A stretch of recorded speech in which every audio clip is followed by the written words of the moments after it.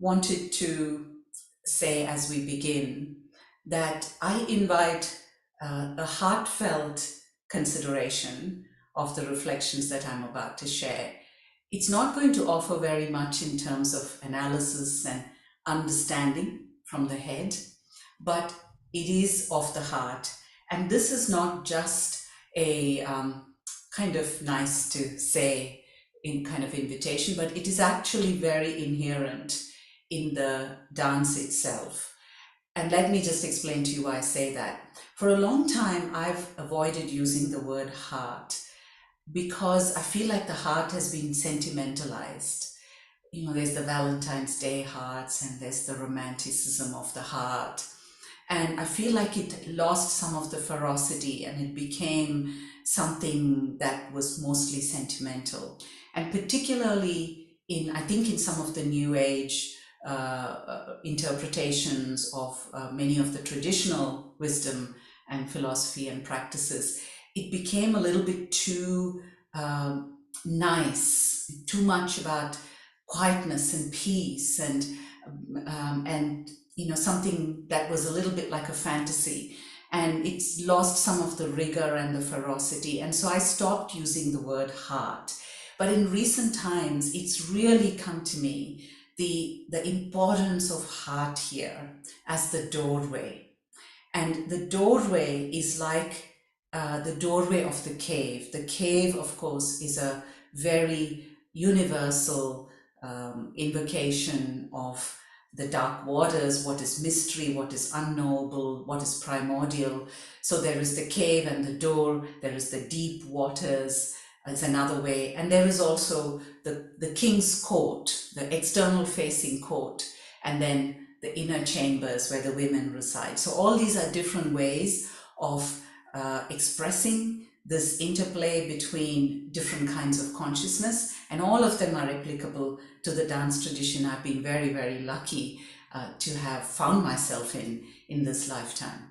So the heart here is the place of rasa, and rasa is another really important word in this dance tradition, in this ceremonial dance tradition. Rasa means essence, and it has associations with both the world of the kitchen and cooking, because it also means taste. So in the dance text, it says, when you put a lot of spices together, this is Indian cooking, we put a lot of spices together and you cook it. And rasa is the taste that emerges. So it is like a synthesis of this multi-dimensional process that you go through. So that is rasa, the taste. Rasa also means essence, like the rasa of a plant is the sap or the essence of the plant. And rasa in the body is also the micronutrients that emerge out of the digestive process of the body. So for example, in Ayurveda, rasa refers to this aspect of digestion. And this micronutrients and rasa as the taste and the sensation reside in the heart. So the heart, the intelligence of the heart, when I speak of heart, I don't mean heart as the biological organ, but I mean the intelligence of heart, the consciousness of heart, because here every part of the body is independently conscious, has its own intelligence, and the body itself is like this multidimensional constellation. It reflects the multidimensionality of nature. So the body isn't a unified, inert kind of space that we mostly experience or consider the body as in our times, but it is a multidimensional intelligence. So the intelligence of the heart is where both the food that we consume is synthesized to its nourishing aspects and communicated or circulated to the rest of the body through the blood, through a bone, through a marrow. But it's also where rasa, which is a synthesis of our sensations, are the sensations that come from our primordiality, as well as our experience in a much more objective way of the world. They're all synthesized in the heart. And then they are distributed exactly as the micronutrients are. They're communicated and expressed in the body but also outside. So expression and manifesting and communicating, these are qualities and intelligences of the heart. So in the tradition I come from, they say that people gather together, those who are of the same heart or in the same heart space. Sahridaya, it's called. So it is joining together in the heart space, and that is that shared experience. So there is everything to be experienced and sensed, but precious little for analysis and understanding. So my invitation is, please connect with my heart from your heart, and I hope that then my offering will land in your heart space. But I'd like to begin, because we're going to talk about the body and the heart, by honoring the body and the heart. So I'm going to invite you, if you will join me in a very simple invocation. We're not going to be doing any acrobatic dance. It's going to be a very, very simple invocation. And I want to say a little bit about this particular invocation. It is actually a movement of dance, even though it may not seem like a movement when we do it, but it is actually a multidimensional dance constellation. And it comes from this tradition which you can still see in the temples, and it's called upachara. Upachara was my favorite ritual in the temple. When I was a young child and we used to have our temple retreats every now and then, this used to happen at 4 a.m. It was the first ritual of the day. And usually children wouldn't be taken to it because it was too early in the morning. I used to have to beg and plead with my parents to be taken to this ritual. And in this ritual, you would come in and the doors of the sanctum sanctorum would open.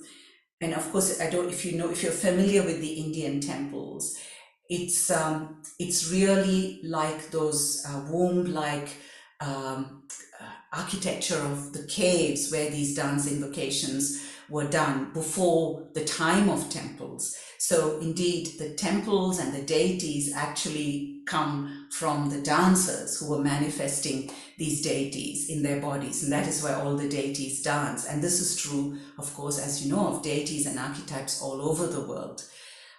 It's like dance is hiding in plain sight, but somehow we don't consider dance at all in any of our discussions about revealed wisdom or deities or archetypes. But anyway, so you come into this tunnel-like entrance into the main sanctum sanctorum, and then there in this very intimate, and it's actually called a garbhagriha, which is like a womb-like space. It's the garbha means womb or pregnancy. So here the deity is held in this beautiful space. So it's quite dark, it's quite intimate. And what you see is the deity with all the adornments and everything from the previous day. And slowly the priest begins to remove all the jewelry and the beautiful silks and the garlands of flowers and the sandalwood. In many, especially the more ancient temples in India, the idol of the deity is a black stone idol, and most of them don't really have a very definite form because of years of things being offered and washed, and so there is sometimes just a faint kind of form left on the idol. So the way that each priest experiences the deity is how this deity is brought to life, how the priest adorns and defines the body and defines the facial features. And it's absolutely wonderful to see how this can differ from one day to the next when the priests are different. So when everything is removed, you see this beautiful stone idol. It's plain and simple. And that for me was the most breathtaking moment, that kind of nakedness of this deity, the stone just there was, I used to always find that my breath used to get caught in my wonder at this moment before slowly the priest would start honoring part by part this body of the deity, starting with washing the feet, with adorning the garlands, putting the silk cloth around it, offering scented incense, the sandalwood to start defining the facial features. And it was a completely sensorial experience, because you had the vision of this resplendent jewels and silks and flowers, the colors of the flowers, the scent of the incense and sandalwood. There would be music playing and song. And so this was this multi-sensorial experience of this body being honored and manifested and expressed. And this was this honoring of the body, which the Sanskrit word actually means attending. And this attending to the body is the insight that is offered even in the dance text. Many of the practices are called attending. So we don't manage the body, control the body, or give the body something or instruct the body, but we attend to the body, for the body to reveal to us the body's poetry and movement and dynamics and intelligence. And so this is this attending. And so what I'm inviting you to do now is a mini version. We don't have the 1 hour, whatever it took in the ritual, but a little mini version of this upachara, maybe for about 5 minutes, if you will. So please join me in this honoring of the body.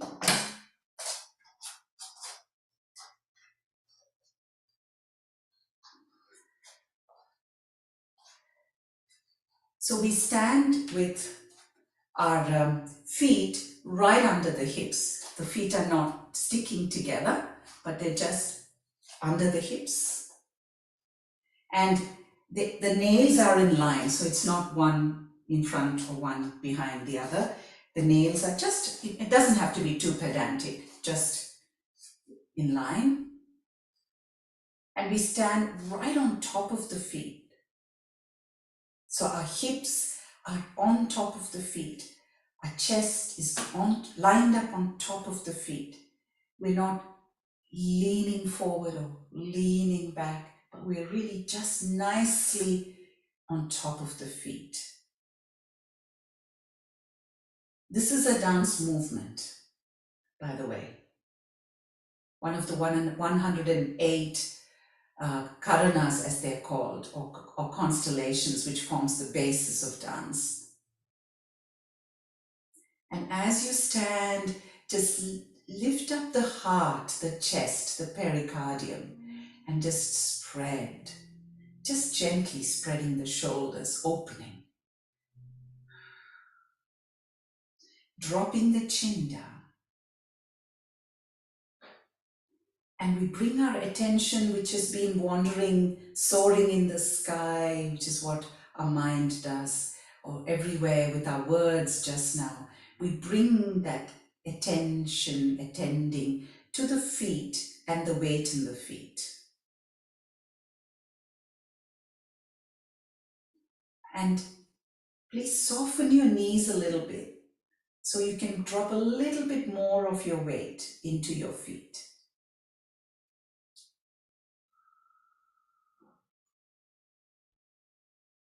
Completely attend. Your mind might be saying, I don't feel anything, I don't know anything, but just be in the nothingness, if that's what the mind says, attending to the nothingness, but attending to the weight in the feet.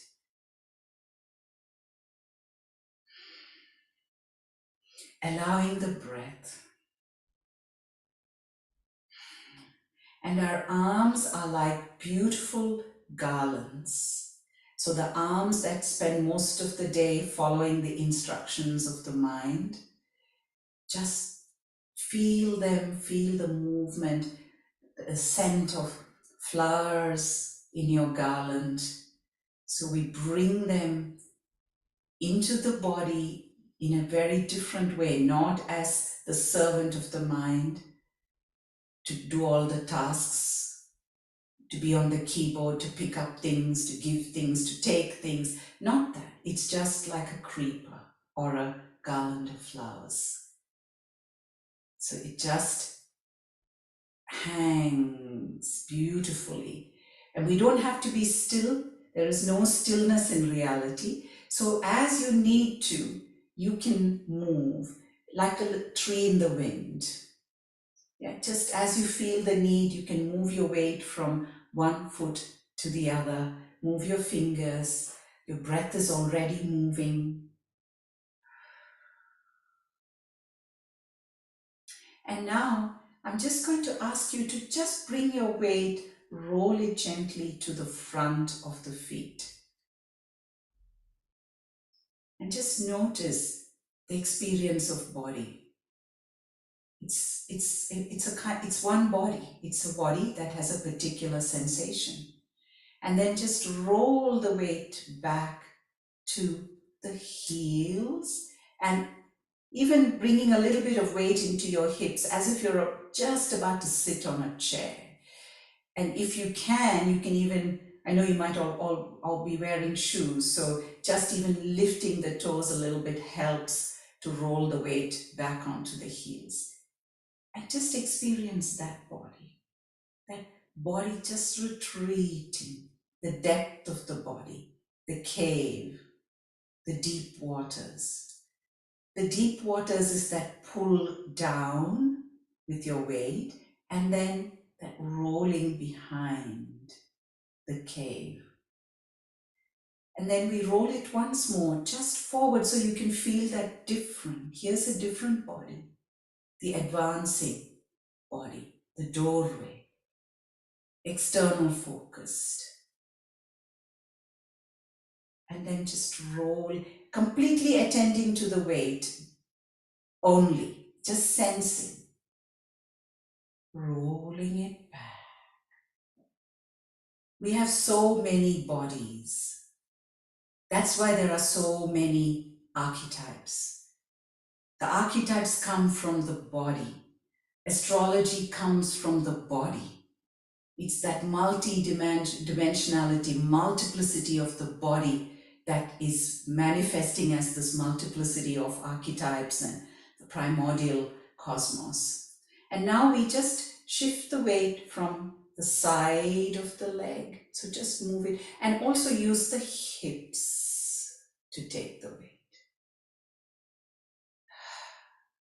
And then to the other side. And you can, if you feel like, listening to the hips with your ears. Chin is in. Here's another body.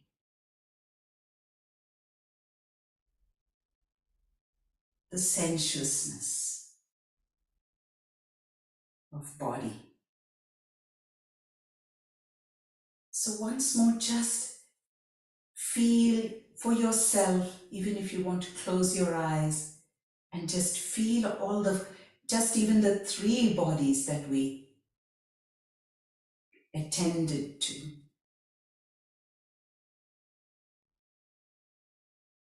Rolling it forward. Just play with it, discover. And rolling it back. What feels familiar to you? Sometimes one weighted stance, one use of weight is more familiar to us than the others. Probably that rolling to the heel is less familiar. I might be making terrible assumptions, but it's likely less familiar. This might be even less familiar. The weight moving from side through the hips to the other side.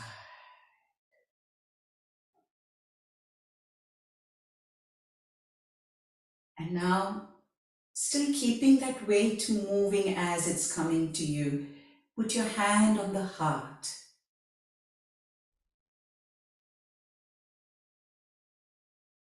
Still keeping your attention on the weight. The pericardium here, the intelligence of rhythm, breath, which is flow. And just attend to that rhythm.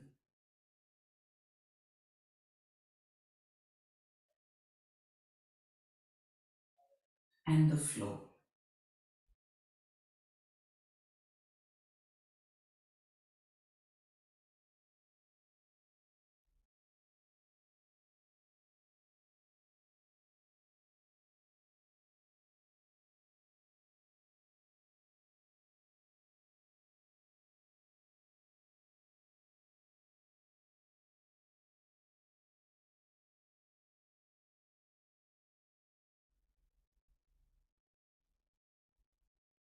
And just one little last thing is just listen and see if you can even just tap out the rhythm of the heart.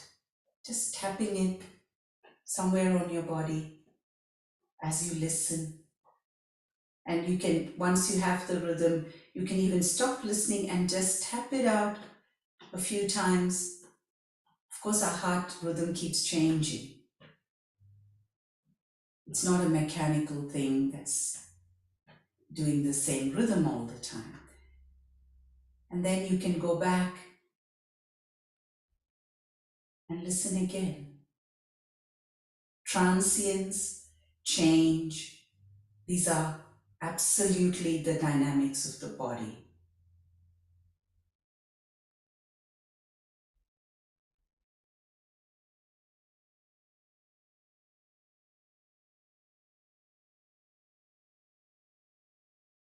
A couple of times, just tapping that rhythm.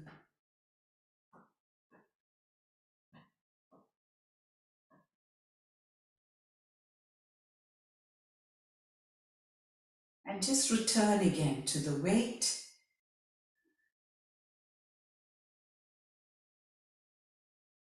And just for a few seconds, consider this monolithic body, like those monolithic sculptures you find in so many ancient cultures. Towering, claiming that bodiness,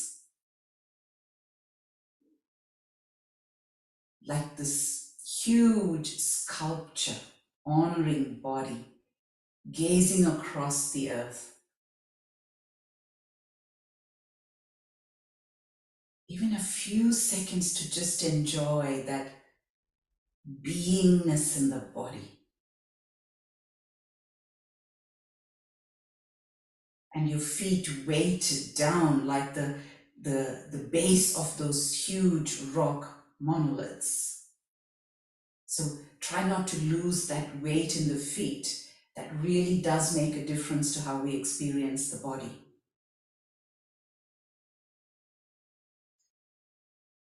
And you can gently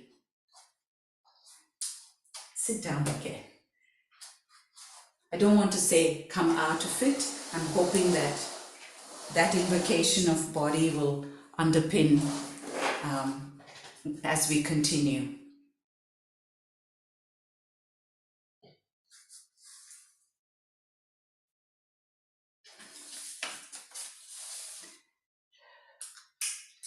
So I want to start with I want to continue with a story from the Natya Shastra, which is the seminal text on this body-led dance tradition, the ceremonial dance tradition. The Natya Shastra is considered to be one of the five. It's considered to be on par with the four Vedas. Now, for those who don't know about the Vedas, they are the four source texts for much of the Indian philosophy and spirituality that we know of today, and there are four of them generally. But the Natya Shastra, which is the text, Natya means drama, but drama here is not what we think. Drama in the text is where there is dance, there's music, there's acting, there's how to construct a playhouse, there's costume design, there is music, composing music. So this is a text that's got all this information. So it's quite an expansive text. So Natya is drama in that sense, and Shastra means the science of drama. But we have to really leave all the definitions as we know about science, body, dance, all these things, and really look at what does it mean here. So science here means that it is a body of knowledge. It is an inquiry. It is something that asks for an approach of inquiry, that you have to bring your own inquiry, your experience, that you will change it, you will meet it with that experience and inquiry. So all of these things. So it means that it is not meant to be something that is fixed at a certain point of time and you can't do anything about it. So Natya Shastra, this text, it says that it is actually on par with the Vedas. In practice, I don't feel that we, even in India, we consider it so. We do say it, but we don't really consider it. But what it really tells me is how dance as a knowledge, as dance as a way of experiencing and inquiring into the intelligence of reality was on par with all of the other ways and systems of knowledge that the other four texts proposed or set out. So the intelligence of dance in the Natya Shastra is a revealed intelligence, like all these ancient scriptures in every part of the world. The knowledge was revealed. And again, what is interesting to me is how little we consider the dynamics and the nature and quality and how it happens, this sense of knowledge as a revelation, even though our culture is actually based on these, whether we are religious or not, or spiritual or not. I don't think we can deny that cultures across the world have really been sourced from these revealed traditions, no matter where you come from. But knowledge and wisdom as revelation is something that we don't spend a lot of attention on or even consider it seriously. So Natya Shastra is a revealed text, and in the text, the people to whom it's revealed, there are two groups of them. One is those who call themselves the divine beings, the suras, and then the others who are called asuras, which means they're not divine. Sadly, they've been relegated to being called demons. I feel like that's not really very correct definition for them, but anyway, they are the not so divine beings. It's a kind of a continuum. So these are the two people, and the first play that they perform, the asuras, the not divine beings, they have a real problem with it. So they go up to Brahma, who's the creator and who has been the source of this revelation, and they say to him, look, we don't agree with this at all, because you said that this is for everything, that this is going to express all of reality, and now what we see here is that a play in which we are being defeated and we are being portrayed as wrong, and we are being rejected, so we can't accept this. And Brahma then clarifies and says that this natya or dance rejects nothing. So he says everything that is there in reality is the domain of dance. So in other words, there is no moral lens, there is no analytical lens, there is no assessment. It's got nothing to do with that. It's simply reflecting everything that is there in reality. So this aspect of dance is also reflecting the aspect of the body as a domain, as an intelligence that rejects nothing. When I speak here of the mental intelligence, what a lot of people call patriarchy, and for me what that means is a way of looking at reality that values particular lenses, which are logic and rationality, linearity, mastery, kind of solution-focused or goal-focused, domination, power over, control. So, and not all these things are bad, even though some of them have become bad words. And that is the thing with dance, is we're not going to relegate the mind as an asura and make that into the villain. But for the mind, one of the qualities of this mental intelligence is separation, is definition. In fact, thought, word, exists in separation. We have a word because it's not something else. It separates itself from everything else. And so the very nature of mind is to divide, separate, and define. And this has a place in reality because it is part of reality. But what happens is when we consider the mental intelligence everything, and we turn it upon the fullness of reality, and we reduce reality to only what is understandable by the mind, only what can come into thought and word, and only what can be measured or seen by the lenses of the mind as being reality, then we reject what one of the ancient texts would say, 3/4 of reality. So in the text, the statement is that 3/4 of word is hidden in the cave.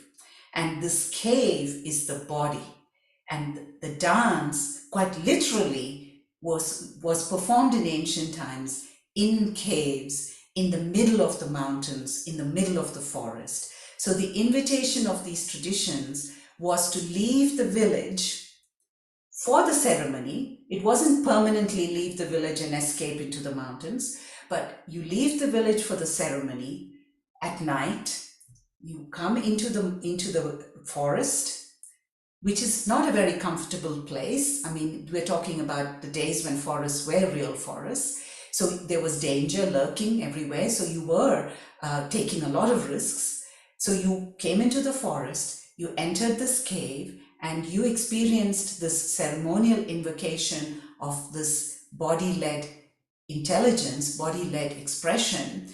And that intelligence became coexistent with the other intelligence of the mind. So there were the interplay between these two worlds, the door and the cave, if you will, or here in the body, between the heart. They say that the deities of the heart, which is the doorway in the body, are in love with the goddesses of the deep waters. So in the body, which is invoked as earth, the goddesses are here in the waters in the hips, and the god here, the divine masculine god here, longs and yearns for the goddesses. And when there is union, that is that expression, manifestation, or movement in the world that reflects all the intelligence of reality. So it is said that about 4,000 years ago, people say, was this movement towards what we now call the more patriarchal ways of philosophy and spirituality and practice. And for me, I think what is really the central aspect of all these traditions in different parts of the world and different cultures is the body denying aspect. So it did recognize that the mind is not all the intelligence, that it must be balanced and brought into a transformative expansion. But what happened is that the place of the body in doing that was completely discarded. So in other words, the patriarchy went into this the scene of the first play and started posing, well, if the mind has a problem, who is the villain?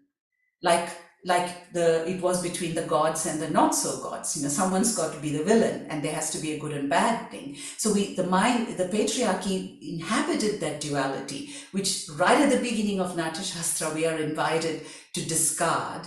But here we are, the manifestation of the duality, and the villain, to my sense, is the body.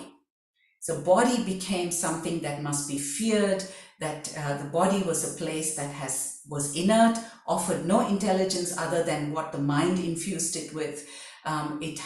It was full of desire and feeling and emotions and things that would actually lead us to pain, not to mention death, which was, of course, the worst reality of the body. So the body became something to be rejected, to be at the most to be controlled by the mind, to be servicing the mind's paradigms of control and management and what can be palatable to the mind. So I say that even in many of our embodied traditions, we may see this reflection of this dominance, where the mind has actually got these templates and techniques, and the body is simply manifesting and illustrating them.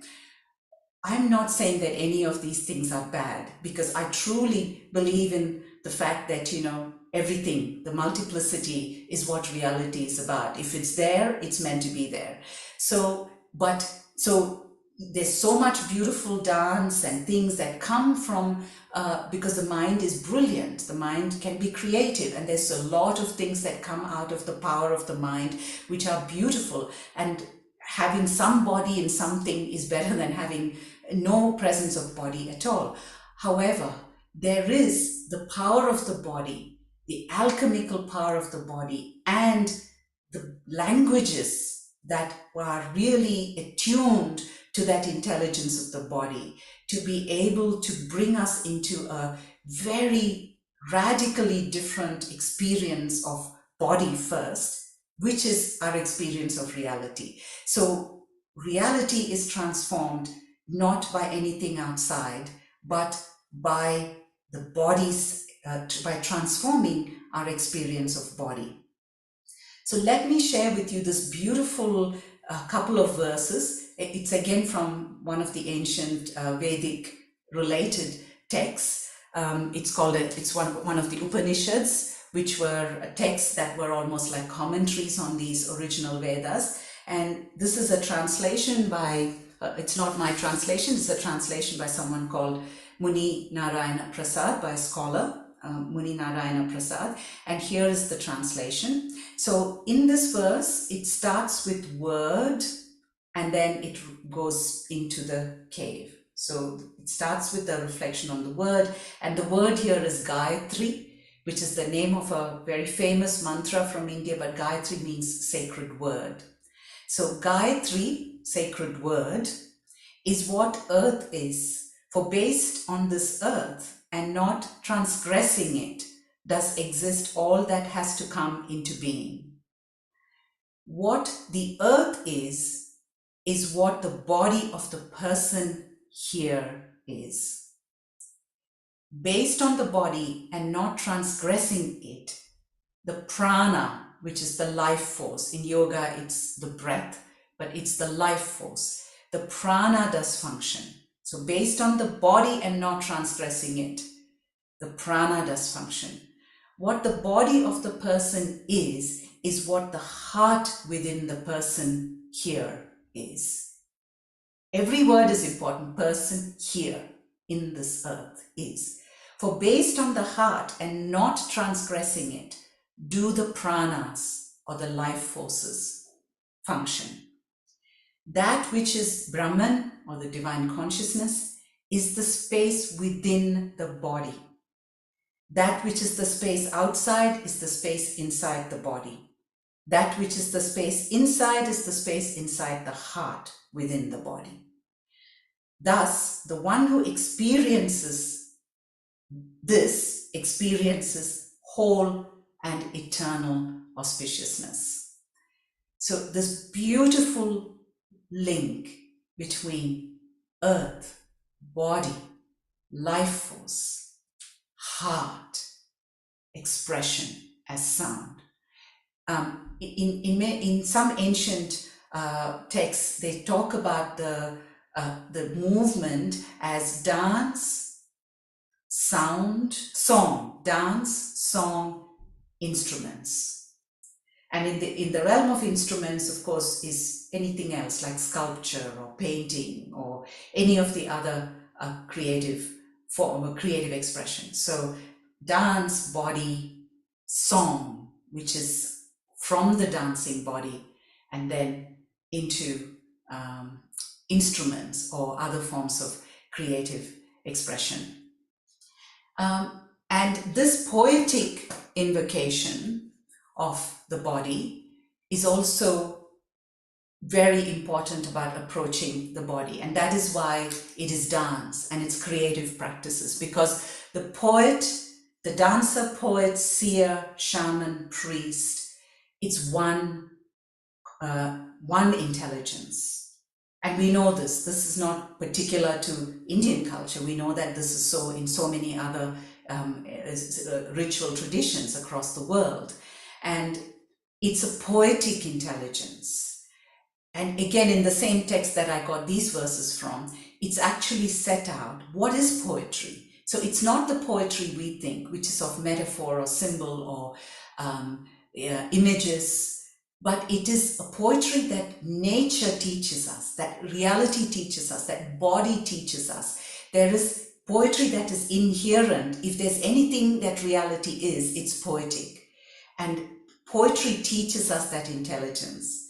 In the words of another deity, Krishna, I'm sure you all know, quite a popular deity teacher, Krishna's words in another seminal philosophical text, Bhagavad Gita, where he says that it's because the divine is a poet that he or she knows the rules of reality. They know the rules of reality because they are a poet. And in another place, he says, in the same text, he says, the exalted expression, I ascend the chariot, which is another archetype for the body. I ascend the chariot in an exalted expression, that poetic exaltation. And in this, I render the body alchemical, and I revolve and spin this body in reality. So there's so much dynamism, movement, passion, vitality that is in this invocation of body and dance, which is really the same thing. It is dance because it's the body, and that is why dance is the expression. So dance mirrors the dynamics or the lenses of the body, which is rhythm, flow, transience, multidimensionality, being material. And I just want to share with you, just before I finish, I just want to share with you this poetic invocation and how it comes in the body. So the poem here is the storm. The storm is considered as an example of what is poetry in nature. And many of the dance gods were actually storm deities. So Indra, very, very popular dance god in the Vedas, more than Shiva, who is the dancing god that's much more popular now. Indra was one of the first dancing deities, and Indra is a storm deity. There is Rudra, who's another storm deity and a deity of the heart. So the storm and the deities of the storm as dance and poetic invocation of song is a very present thing in this tradition. So let me just share with you how a storm becomes a body poem.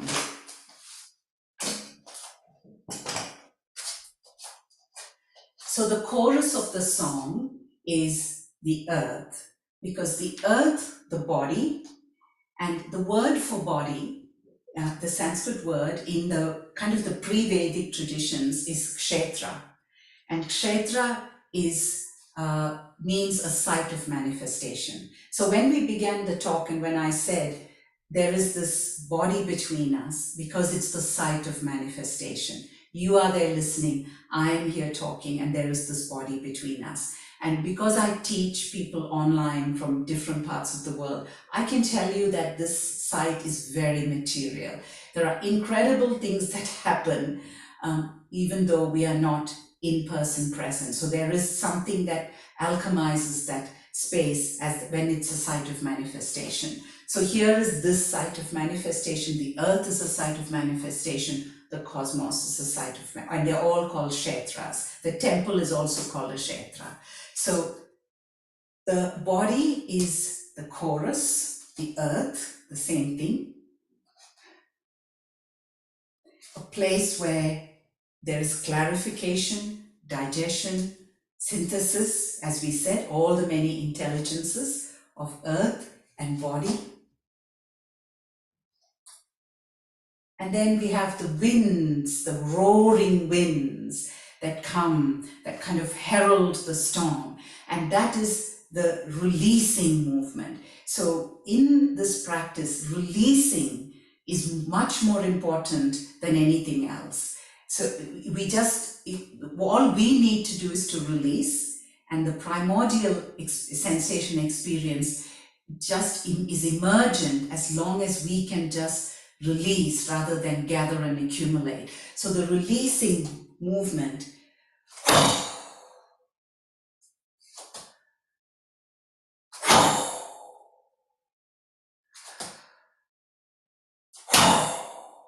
or it can be the movement of the spearing of the trident. And you know, many ancient deities, again, not just in the Indian tradition, all with that trident spearing in. So it's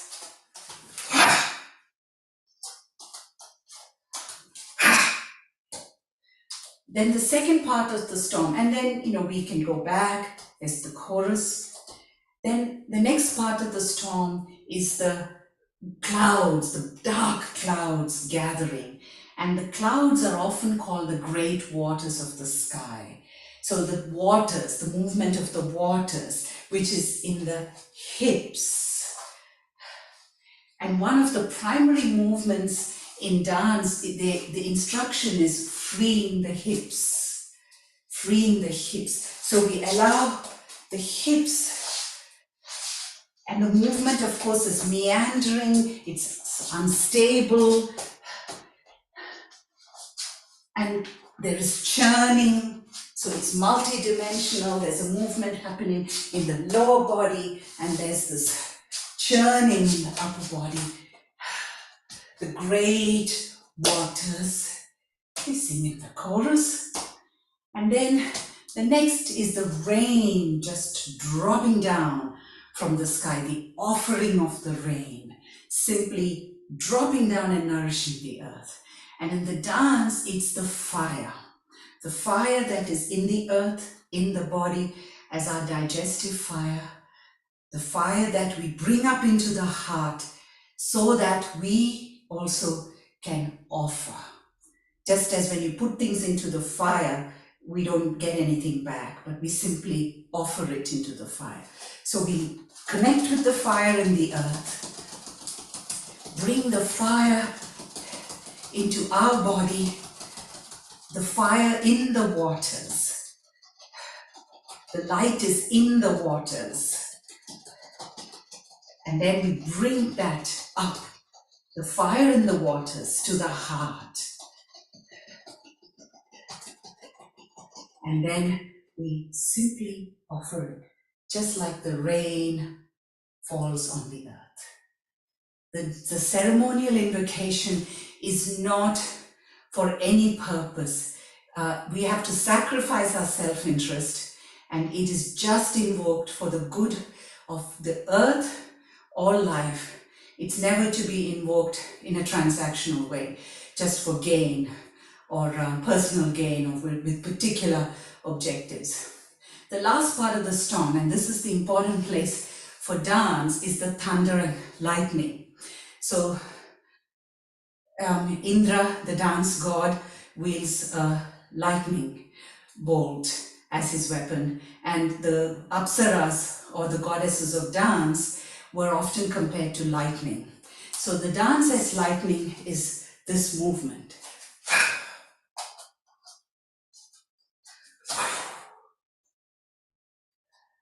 It's there and it's gone. And this is the movement also of the dancing deity, Shiva. That movement with the hair flying in the cosmos, with the standing on the ball of the foot and with one leg lifted up at the level of the navel. So it's not meant to be a pose, but it's a moment. It's like the lightning, which is there, and there's an aftermath. So in this chorus, there's an aftermath.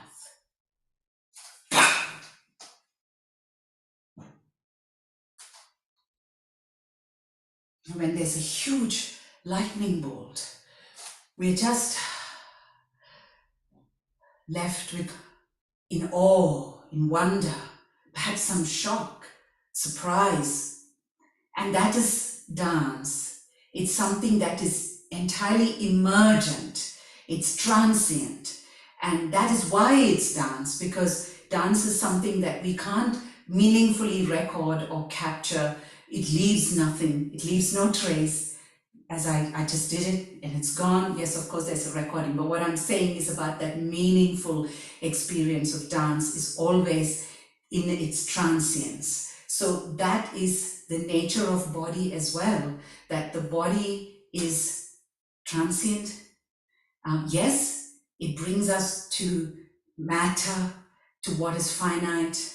It grounds us. It's multidimensional, but somehow. So I want to finish with an archetype of the times that we're living in, which is Saturn. So if those who are interested in astrology, you may know that Saturn is going to be a big player the rest of this year. And Saturn is interestingly moving into Pisces. So Saturn is this archetype of limits and structures and measurement, your resources. What are you doing with your time, with your body, with your money, with your energy? So this is all the Saturnian concerns. And Pisces, of course, is the great waters. And the ancient dancers were called apsaras. Up is water, and saras is those who can flow or move in water. So, and of course, Pisces, you've got the two fish as the symbol of that archetype Pisces, and the dancers in very ancient artifacts, they were shown as the fish. And you can see this fish imagery in many different cultures. I don't know whether they've made the association with the dancers, but in India there have been scholars who've made the association of the word apsara and this fish imagery. So the dancer in the waters, the great waters, and the Saturn of limitation. And sometimes people are puzzled. How is this going to work? There's this formlessness of Pisces and this demand for structure. But I'm actually very excited because I think that this is the invitation of how do we bring the realms of the primordial? How do we bring the realms of the unknowable?